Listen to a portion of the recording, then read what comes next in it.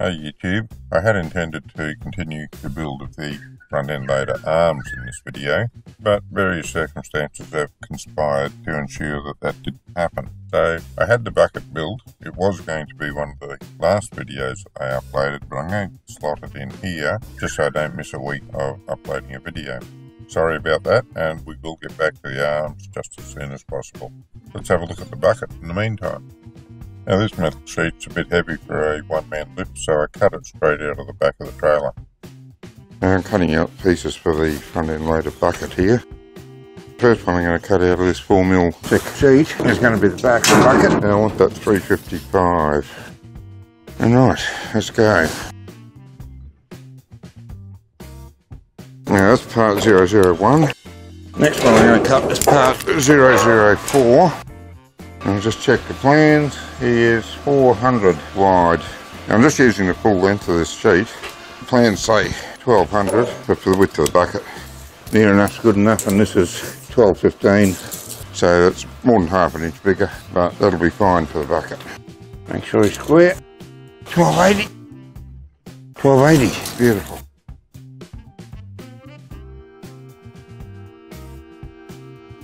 Now I want another piece for the top, and that is part number 2, and he needs to be 150.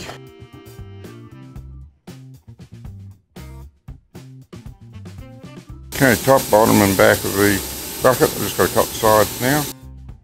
Oh, I've got that marked out, ready to cut part 003. That's the sides for the bucket.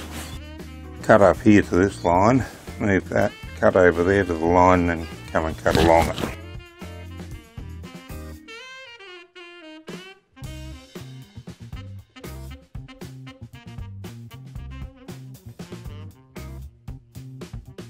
All the sheet I need cut. I got these two pieces of the bucket. I didn't have enough metal in one hit, cut that off without cutting another big chunk out of the plate that I was using. So, cut it in two pieces. I'm just going to run a TIG up there.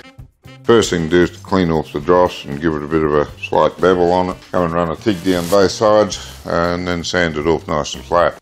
Never know it was done in two parts then. At least that's the theory. I'll just go away and get that prepared, and we'll come back and see how I go at welding it. I got him all cleaned up, ready to go. Just going to try a couple of little TIGs. Just hope I got enough gas to finish the job. In order to make sure that I didn't warp the metal at all while I was TIG welding, I tacked it in a couple of places on both sides before I ran the full length bead on it. I was quite pleased to find out that the finished result was perfectly flat. I've cut the angle braces for the front end loader bucket, part 005 and part 006. They're both cut out of 20mm by 3mm angle. For our friends across the Pacific, that's 3/4 of an inch by 1/8. And 1200 long there, 355 long there. And next thing to do is to weld them to the back plate of the bucket, and then I can start welding the bucket together after that. Bear with me and you'll see how it's done. What we have here is a lot of noise outside, but we've got parts 001, 005, two of them, and two part 006s. We're about to tack it up to make the first assembly, part A01. And I'm just going to use TIG to put on a couple of light tacks, and hopefully I'll have enough gas because I'm really low on it. Now, the reason I'm using a TIG for this job is that, rightly or wrongly, I have this impression that I can do a weld less distortion if I use a TIG welder than if I use stick. I tend to have a lot more trouble avoiding distortion with the stick welder. Just check that she's all still square. Perfect, 4 foot 1 and 13/16 both ways. In case you're looking at those measurements, I've made my bucket 1214 wide. The plans call for 1200, but I had some that was 1214, didn't have to cut it any further, so I just went with that.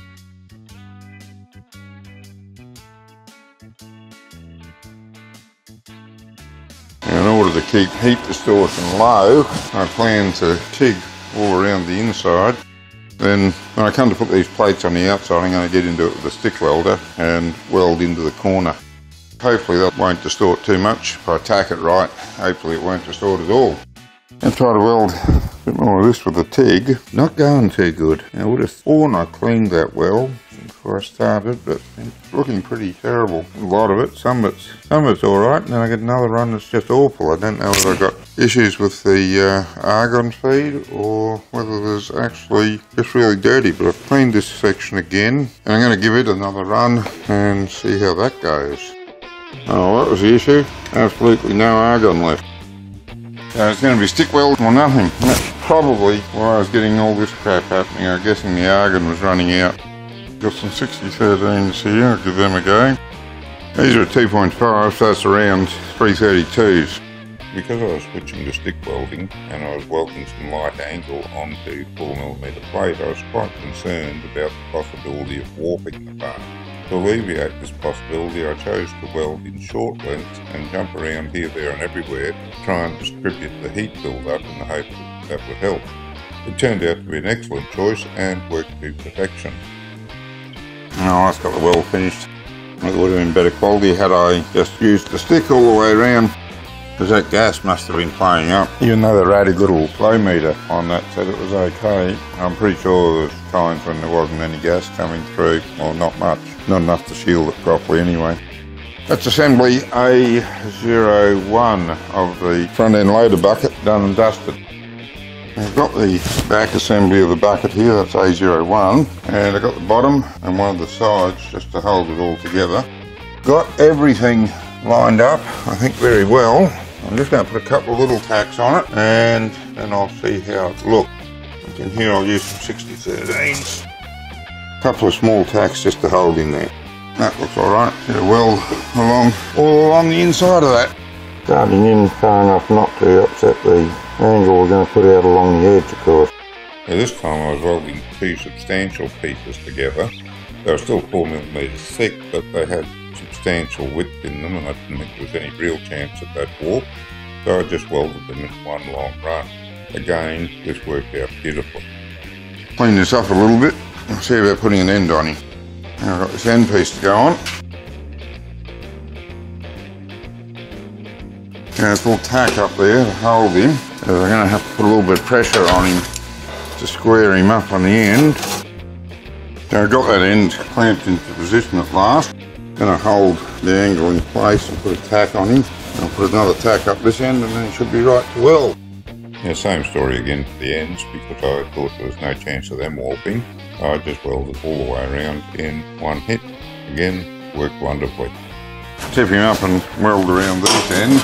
I've still got to put the top on it, but I'm not going to do that until I've got most everything else welded inside, just so that I've got plenty of access to get in around it. And actually, looking at it now, I thought I was doing the right thing by giving myself plenty of access to this back area. But I think I worked against myself. I think I would have been better off putting the top on, which still would have allowed me access because I wouldn't be hanging over as far. Yeah, okay. Did not think that through well enough. I'm sure that's what I should have done. But never mind. It's done now and I've got to live with it. Oh, that's getting a bit heavy now. Yeah, one thing I can say, if you're looking for a project to get lots of welding practice, I can recommend a front end loader bucket. There seems to be miles of welding in them. I think I can say with certainty that my lap and fillet welds have improved a lot from the time I started this bucket to the time I finished it. Quite satisfying to see, actually. I'll come in and see if I can get some close-ups in on this weld. Got a little bit of spatter around him, but by and large he's in quite a nice weld, and that's pretty much all the way around. Got a little bit ordinary where I had to stop and start again, and I had to change rods. And the end there's a bit ordinary. Those welds will do the trick. The object of them is basically just to stop dirt working its way down in between the angle and the plate. And that's just to stop it rusting and it'll push away. Bit of that there where I TIG welded when I was running out of gas is very ordinary. I might go over that, I think, with a stick. I'll get the grinder onto the welding table. A lot of hard spatter on there. It's not all mine, some of it dates back to when the old man had the table. Back to the grindstone. I'm going to fix up these TIG welds that were done with insufficient gas. I still haven't replaced my gas bottle, but I'll run over them with the stick.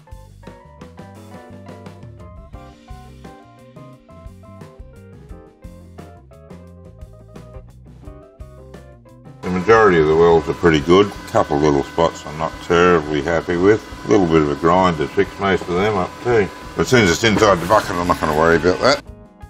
Yeah, slag came off nicely. It's all those huge pieces of slag. I think there's only one or two spots I actually chipped. The rest of it, I just run the chipping hammer along it and it came off. Yeah, just put a weld over the ends of those angles so that no dirt can force its way in when the bucket scoops.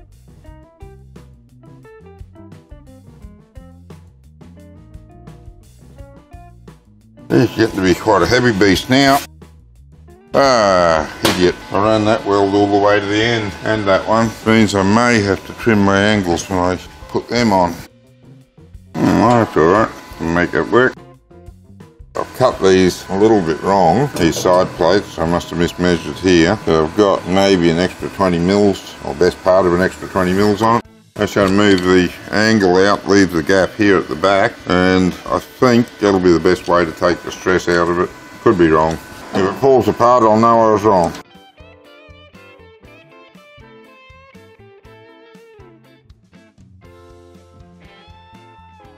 This is where I think I would have been better off putting this one on first and then that, because it would have given me more access into the top of this, and because this top's short I could have still got into this bottom one.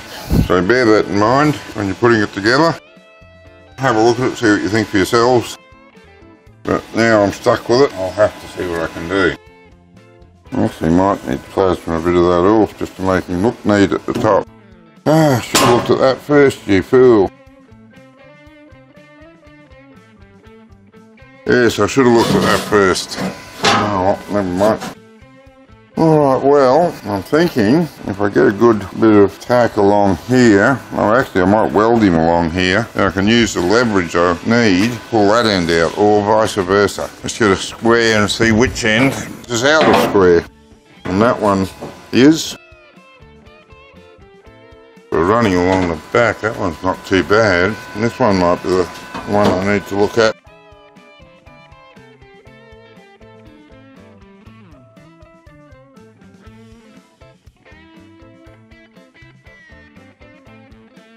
Let's finish this top one here at the back, and then I might turn him over and do the insides next, and that'll be them finished, and I've just got to go around all the outside.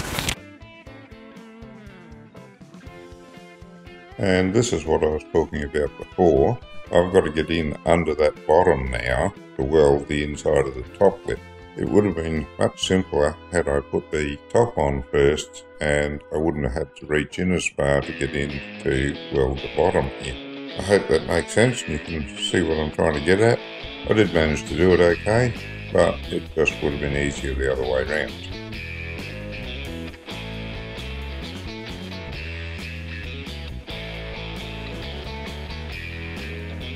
That's not inside welded.